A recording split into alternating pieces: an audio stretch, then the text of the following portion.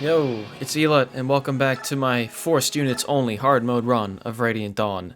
We are at the final chapter, Rebirth 5. Wow, first of all.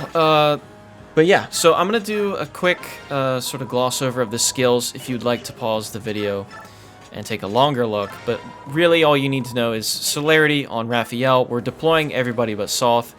Niall is on Ike, Micaiah, Kurth, and Nasir. Anna has Blood Tide, that's really all she needs. And Sanaki has Provoke. So basically Sanaki's going to be our bait for the few spirits that are on this map. That strategy was not really viable in the last one because of the sheer number of spirits. They would run out of spaces to attack her, and we would still have to deal with them around Sephirin. But here, for quite a while, it's actually helpful for Sanaki to draw them out. So what we're doing is we are setting up our Dragon Mobile, in a sense. And we're just going to have Ike and Kurth go to town on these auras. If Kurth missed this first attack, I would just reset. By him hitting that, we can now kill a spirit on turn 1 with Ike and double Blood Tide and all that. Really, he only needs 1 Blood Tide, but 2 is better than 1. And the reason I had Kurth attack there, instead of just assuming a dance for Ike, is because Ashera has every AoE attack that is possible in the game. And the first AoE attack that she does is an AoE physical attack, so it hits on defense. And if Rafiel dances for Ike, that means 2 things. That means that 1, he is much closer to Ashera, and 2, that means he's not transformed. So he would just die. Or we would have to rescue him with someone else, like Kurthnaga, but then we wouldn't be able to dance on turn 2. So that's why we didn't dance for anybody on turn 1. On turn 2, though, Ashera does a single target magic attack, which will prioritize Gareth, so we can safely dance with Rafiel. She will never single target onto Micaiah or Rafiel, but AoE attacks do not discriminate, they will hit everybody. Nasir and Enna still have Imbue. Gareth has Renewal, that part doesn't really matter. We're also half-shifting him just for the memes. But as you'll see on a Wardwood tile with Night Tide and a Pure Water, he will survive getting doubled from Ashera. That's pretty funny. Gareth is not a bad unit, guys. He does die here, spoiler alert, which is kind of funny. But he's not a bad unit. So, as you can see, the thing we struggle with, really, in this map is hit rates. Ike already has plus 20 hit from both of these dragons, and he's still at about like a 78 with like bad biorhythm. So dances are huge, but even then, sometimes Ike just can't clutch it out. It can be kind of unfortunate.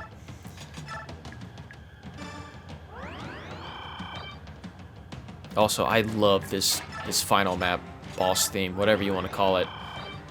Easily my favorite final map theme in the series. It's not even close. And as I said like a few videos ago, we are going to speed up the spirit stuff because there's nothing to see. But yeah, here's the Gareth attack. Giga Chad. Dude, look at him. Half-shifted, dude. Ronolf could never. Okay. But anyways, back on topic. So the reason we're fighting the auras in cardinal directions rather than the auras on the corners is because of the terrain. The corner auras are on cover tiles, which means they have plus 10 defense. So they take less damage from people like Ike and Kurthnaga, which is annoying. So we kill the easy ones first, which are on Wardwood tiles. That's it, nice job, Ike. The GOAT. And then Kurth coming in. Even if he misses, though, it's not a big deal. We can still work something out. So yeah, that's pretty cool. We will have Micaiah attack a few here as well. The thing with the Blood Tides that I do feel I should mention is Ike with no Blood Tide against the auras that we're currently attacking, like the ones that aren't on cover tiles, he 4-shots those auras. With one Blood Tide, however, he 3-shots them, which means he's free to miss one time if he's getting danced for, which is kind of nice. With 2 Blood Tides on those same auras, it really doesn't change any breakpoints. He's still 3-shotting them. But for certain other things, 2 Blood Tides can only be better than 1. We don't require 2 Blood Tides to kill Ashera herself. It actually does bring up an important breakpoint if you choose to do that. But really what's more important is having at least 1 Blood Tide and a Dancer. Those are like the most important things, especially because if you don't happen to know, you have to kill Ashera with Ike. Like the final blow has to be with Ike. So sometimes that dance is like actually super necessary. You'll see here we should be able to get rid of this last resistance aura, I'll call it, this turn.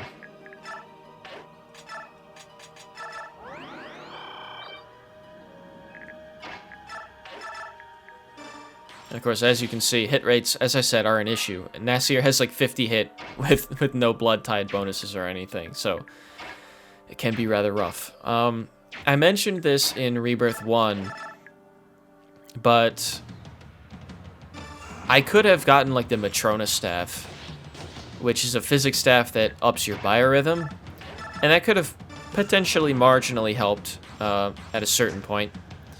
But it's not necessary. I would recommend it, you know, if you got it, whip it out. The reason we put Ike there is just because if I put him in range of both Blood Tides, he could have one-rounded, but if he missed, then I can't dance for him. So if I do it like this, Micaiah can get the kill, and then I can just dance for both. And then she can also heal Ike. So that's the thinking there.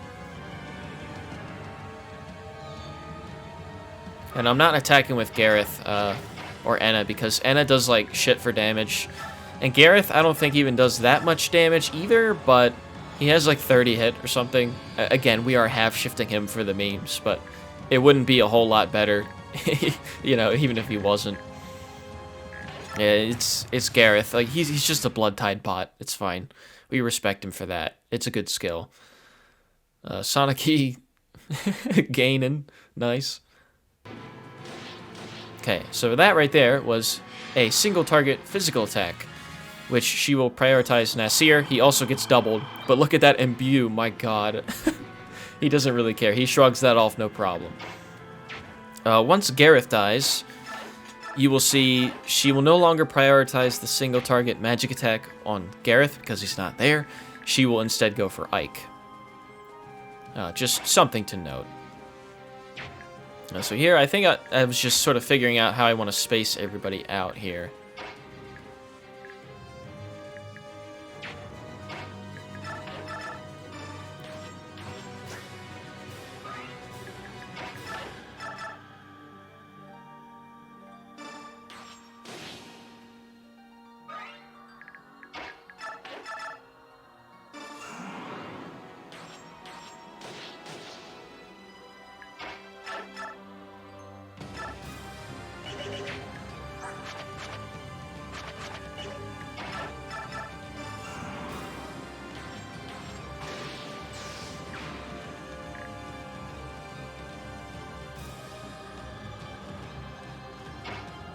Alright, and I think I'm probably looking at the list for what attacks are when.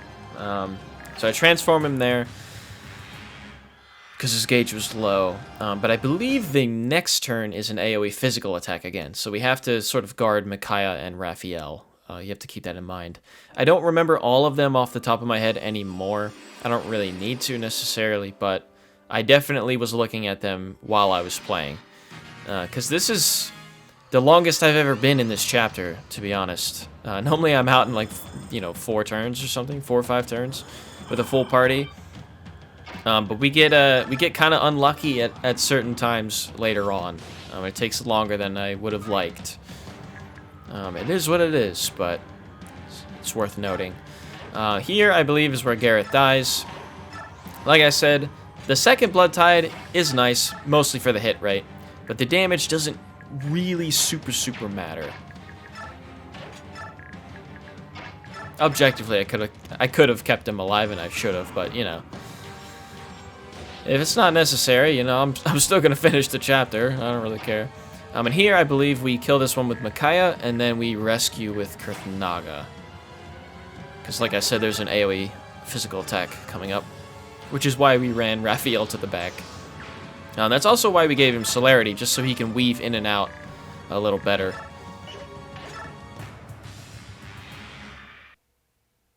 Yeah, then Gareth getting kind of rolled. It doesn't really matter so much. Maybe I just killed him because I thought it was funny. Who can say? Definitely sounds like something I would do. But yeah, so anyways, back to business.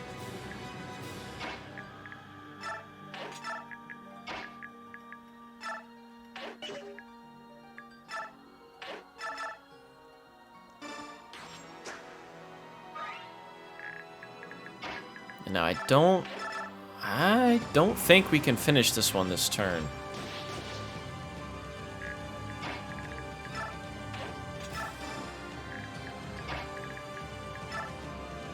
Yeah, I can't really get a super good dance here either, I don't think. But it's better than having Rafiel or Micaiah dying on the previous turn, so it's fine. Just in case you haven't guessed it, the auras also have that skill that heals them for their luck stat at the beginning of enemy phase. And that number, if I recall, is 40. So you'll see it heal a bunch back anyways. That Ike attack didn't really matter, but it's fine. Soon, Sanaki will run out of spirit spots here. And they will do the old thing where they go for Enna. It's not super bad right now, and it never becomes super bad. But it is something to note. Sanaki is already contributing so much. Alright, yeah, Ike just, oh my god. Talk about a sucker punch, Jesus.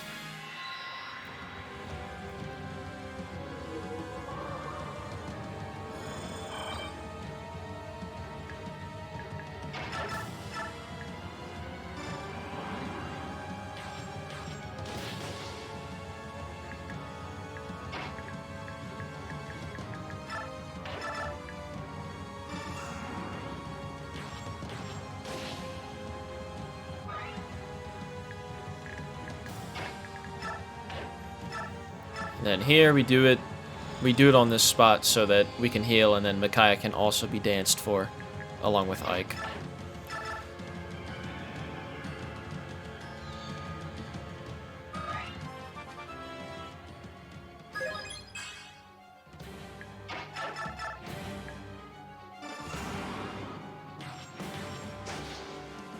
Oh god, and even with high hit rates like that, sometimes you just miss, man.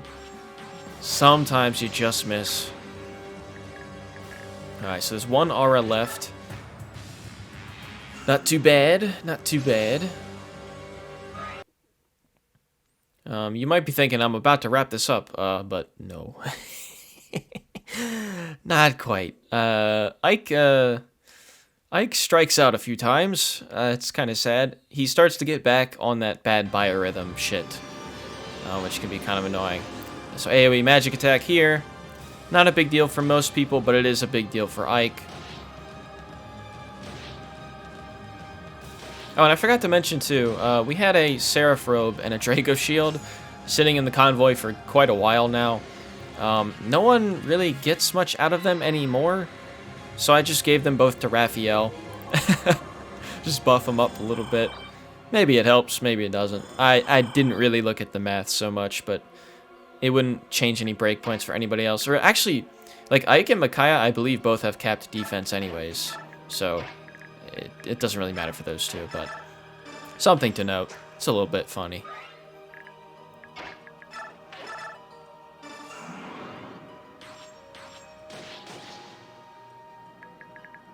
Alright, and then I believe we're going to do the same thing with Micaiah here so that we can dance for her and Ike at the same time.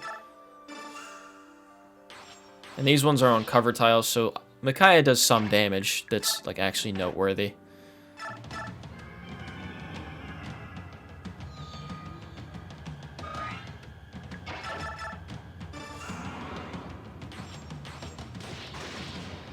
Alright, it's helpful that he hit both of those, so that Micaiah can heal again this turn. So now Ashera is able to be damaged, because all of the auras are down. Ike needed White Pool from Nasir to double the auras. He actually does not need White Pool to double Ashera herself, though.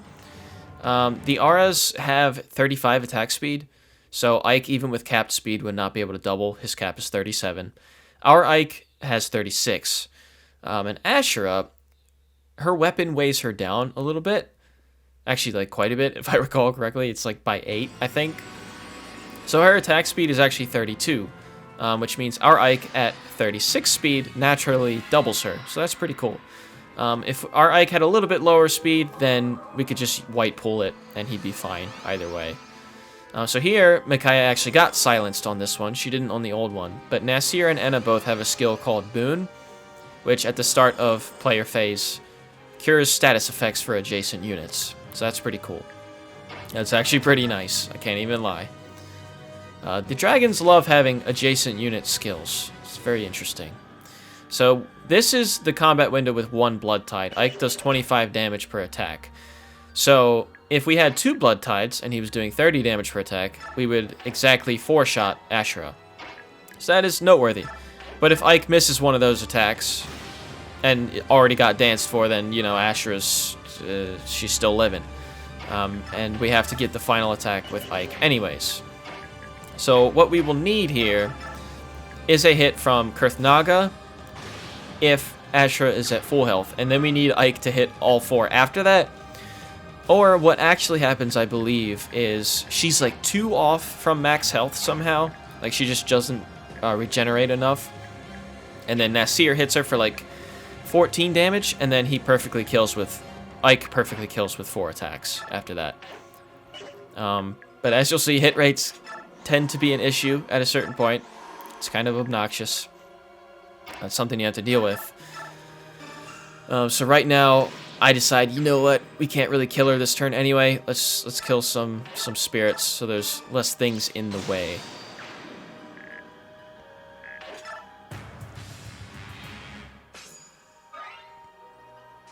Again, probably going to be some spirit speed up here in a second. And then another thing I want to mention that I've played this game quite a few times. You know, I like this game. I've been playing it for like 8 years or something. Maybe close to 9 now. I'd have to think about it. And I didn't know Ashera had this attack. This is an AoE stun attack. I'd never seen that before. I've never been here nearly this long. She does that on turn 11 in the cycle. The cycle repeats after a certain number of turns. But I was like, what? I didn't know you could do that. What the hell? It's kind of cool. Now this is bewildering to me. I don't know why I didn't just sit Enna next to Ike right there. That doesn't make any sense. Because I moved Nasir next to Kurth and Micaiah so that Boon would heal the status for those two. But I don't know why I didn't just put Enna next to Ike. We end up restoring him with Micaiah, but I don't know what I was thinking with that. I couldn't tell you. There must have been something going on in my head, or nothing going on in my head, one or the other, to make me make that stupid decision. But I don't know. I actually don't know. It's easy to nitpick, you know. Hindsight is 20/20, but still, bro, what was that? What was that about? I actually don't know. Okay, so AoE physical attack again. Everybody should be fine. I believe Rafiel and Micaiah are on cover tiles, so they're chilling.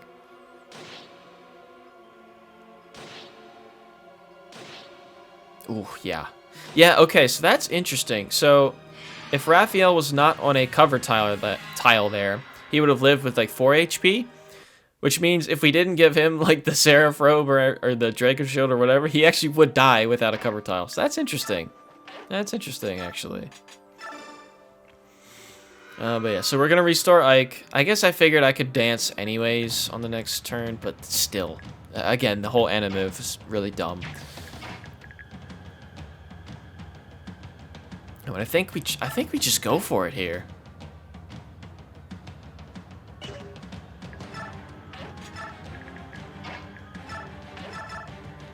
pot shot with Nasir. Either way, he's fine. He's not going to die or anything. And I can't get Kurth in range of Blood Tide as well as Ike. Well, actually, no, I could have, but then Ike's not next to Nasir. Which, I guess I didn't think. I actually don't need Nasir to double, but... force of habit, I guess. Let's say. And we could have ended it here if Ike hit those two and then hit the next two, but he already missed two.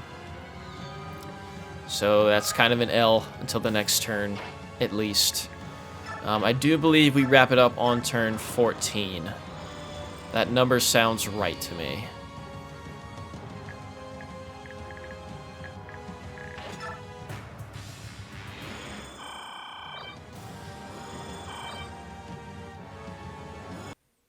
Yeah, some more speed up. Spirit cringe. Nice level and a...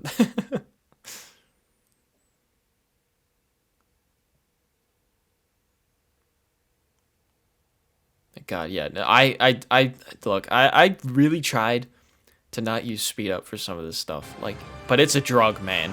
When you see those spirits moving so slow, it's a drug. Like, I have to skip it. I have to skip it. I'm sorry. Okay. So I believe it's kind of more the same here, if I recall, where Ike just, you know, misses. Kind of cringe. And I kill a spirit, why not? She's not really doing much of anything else.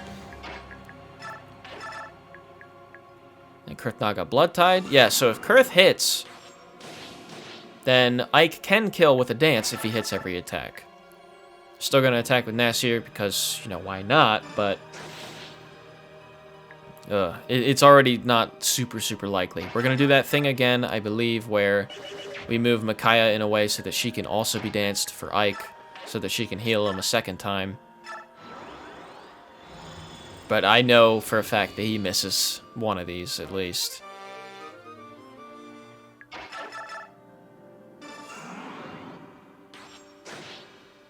Ugh, dude, pain.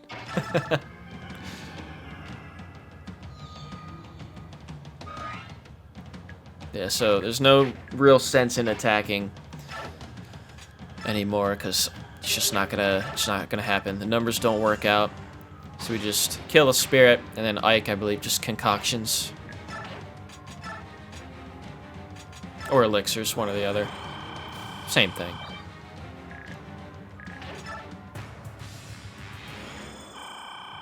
Alright, so here it is. So she heals almost to full.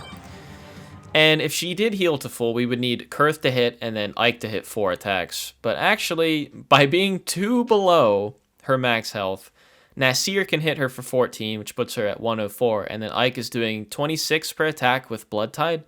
So that is a perfect kill if he hits all 4 attacks, which is exactly what happens. AoE magic attack. So we will probably have to heal Ike before he attacks the first time. Sheesh. And he is on a Wardwood tile, by the way. Still taking 35 damage. Still getting 2-shot. But we're out of Fortify right now, so I think realistically this was like our last shot to do this. Because if Rafiel had to take like an AoE attack the next turn or something, I don't know what the next turn's attack was, then like he would have died, and I have to use Micaiah's heals for Ike. So I think this was actually our last shot to do this.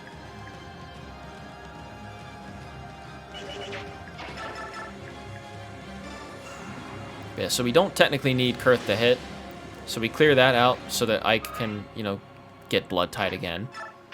But we move her any... What the fuck? Okay. No, past Elut is trolling. What the hell is that? What the hell is that?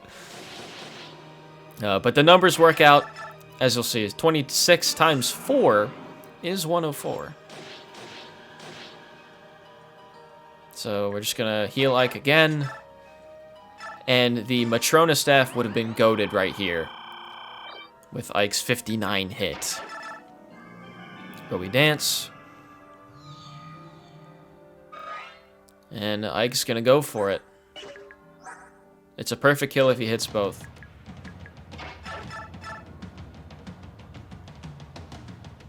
In Ike we trust.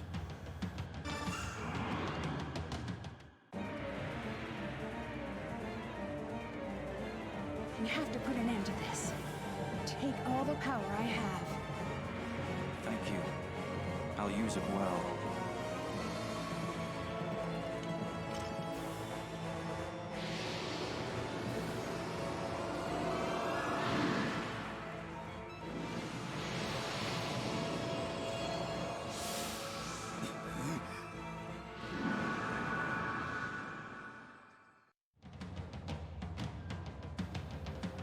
But yeah, once you get that cutscene, you know he hit both attacks.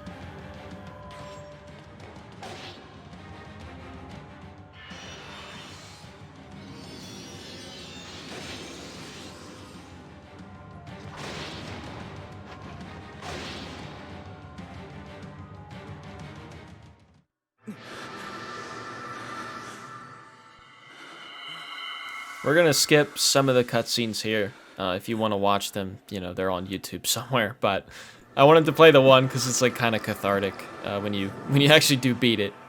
But this is not a story playthrough, so. But yeah, that's the end. That's Radiant Dawn with only forced units. There's no reason for me to have a long-winded thing after the fact, you know, through the epilogue and stuff. So we're gonna do our final save and go straight to the unit records. And like the turn counts and stuff, if you're interested in that. I generally don't really care, but you know, it's something to look at. There is a funny bug in here that I noticed.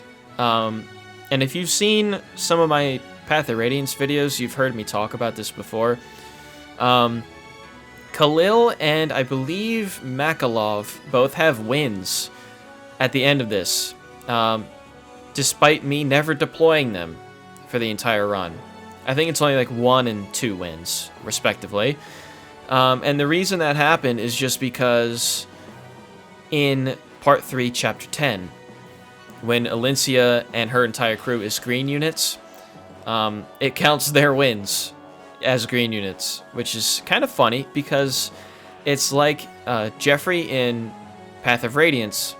If he gets wins as a green unit in Chapter 24, they will count at the end of the game. But that rule doesn't apply to other units, like Janef and Alki. If they get wins as green units in 17-4 of Path of Radiance, it won't count those wins. So kind of a funny bug there. We had our 5 deaths, I believe it was.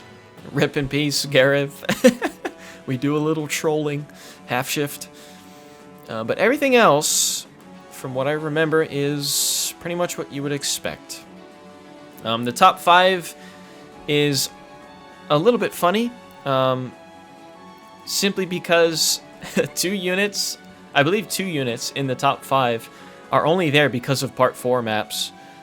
And then the disparity, the number disparity between rank 2 and rank 1 is also pretty funny.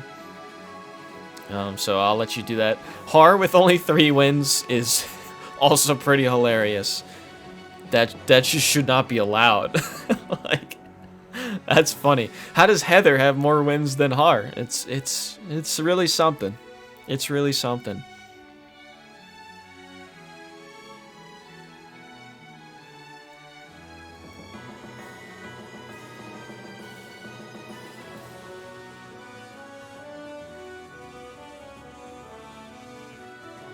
Yeah, a lot of these Part 4 guys are like near the top, like in the top 10-ish too. Like Skramir, Naesala, those type of people are higher than I expected, but it's funny. Like Naesala was only in for 1 map. But here, number 5, I believe, is Alencia. She had like a couple kills in Part 2, but it's mostly the Part 4 maps. 44 wins. Nice. Pretty cool. Number 4 is Volug, the GOAT. We love him. One of the Part 1 carries for sure. You'll see it's like 57 wins for number 4. Okay. Number 3 is Tabarn, 58 wins. Again, only Part 4. He was only here for 2 chapters. Number 2, you probably expected it, but it is Sothe with 122 wins. The real Part 1 carry. And then number 1 should be no surprise to anybody. It's Ike. But look at the win number, 503. This is at forced units only. It's just a disguised Ike solo run. I've been found out. So yeah, that's pretty funny. But yeah, that's the end of the playthrough. I hope you enjoyed. Thanks for watching. I hope you found something interesting in all of this. I don't really know what else to say. This is my second time ending a Let's Play. I don't really know what I'm supposed to say besides thank you. But yeah, that's it. That's the run. That was a lot of videos. And they were fun to make, but I am kind of tired of Radiant Dawn, I can't lie. It is a lot after a certain point. But I like doing weird challenge runs like this. I just think they're interesting and kind of fun.